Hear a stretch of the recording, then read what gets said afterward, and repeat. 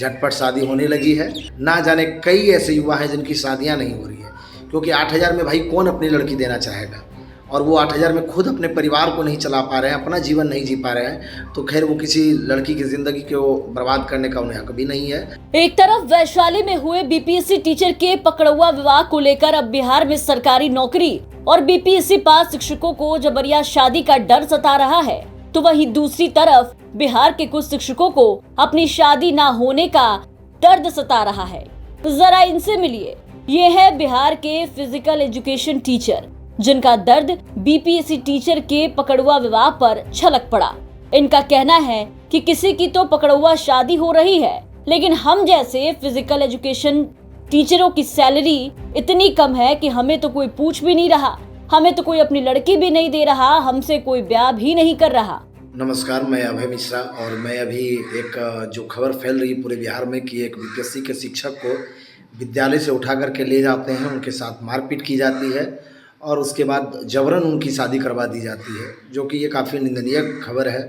और हम लोग इसकी काफ़ी निंदा करते हैं, क्योंकि ये काफ़ी पहले हमारे बिहार में होता था, लेकिन पुनः इस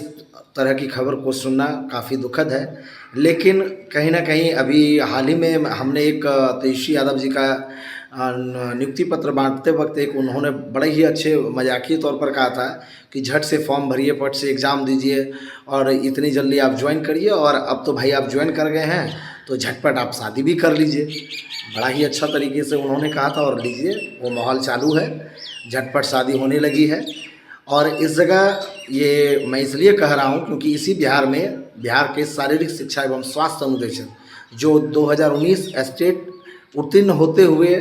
टीचर ट्रेनिंग करके आए हैं, ग्रेजुएट हैं, और उन्हें सरकार मात्र 8,000 वेतन दे रही है, जिसके वजह से पूरे बिहार के ना जाने कई ऐसे युवा हैं जिनकी शादियां नहीं हो रही है, क्योंकि 8,000 में भाई कौन अपनी लड़की देना चाहेगा, और वो 8,000 में खुद अपने परिवार को नहीं चला पा रहे हैं, अपना जीवन नहीं जी पा रहे हैं, तो खैर वो किसी लड़की की ज़िंदगी को बर्बाद करने का उन्हें हक भी नहीं है। और आज इस टाइप का माहौल समाज में अगर पैदा किया है, जो शिक्षकों को कई वर्गों में बांट दिया है, हमारे माननीय यशस्वी जो है मुख्यमंत्री नीतीश कुमार जी और उप मुख्यमंत्री तेजस्वी यादव जी से काफ़ी उम्मीद थी, क्योंकि वो खुद एक प्लेयर थे, खुद एक खिलाड़ी थे। कई बार उनसे मिला गया, आवेदन दिया गया, लेकिन फिर भी इस और किन्हीं का ध्यान नहीं है। अच्छी बात है, आप इसी तरीके से समाज को तोड़िए, शिक्षकों को कई वर्गों में बांटिए, और बिहार तो खैर इन चीज़ों के लिए पहले से भी प्रचलित है और पुनः ऐसा काम फिर से हो रहा है, लेकिन इस और सरकार को ध्यान देनी चाहिए। और बिहार के भी शारीरिक शिक्षा स्वास्थ्य अनुदेशक के परिवार, उनके जीवन, उनके माता पिता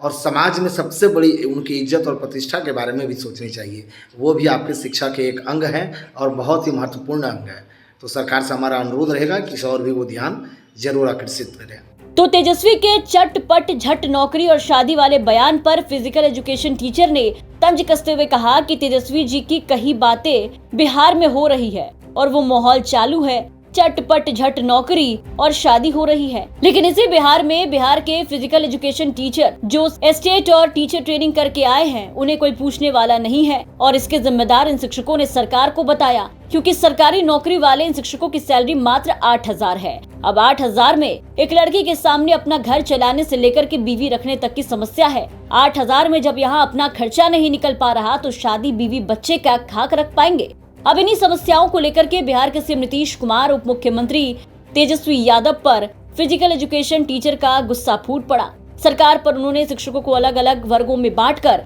भेदभाव करने का आरोप लगाया और साथ ही सरकार से इस ओर ध्यान देने की भी गुहार लगाई। ऐसे में देखना होगा कि बिहार के इन शिक्षकों की समस्या पर तेजस्वी यादव और मुख्यमंत्री नीतीश कुमार की नजर कब तक पहुंचती है, कब इन शिक्षकों को भी तेजस्वी यादव के राज में बीपीएससी टीचरों की तरह चटपट और झट नौकरी और उसके बाद शादी होकर के बीवी मिलती है। ब्यूरो रिपोर्ट, बिहार तक।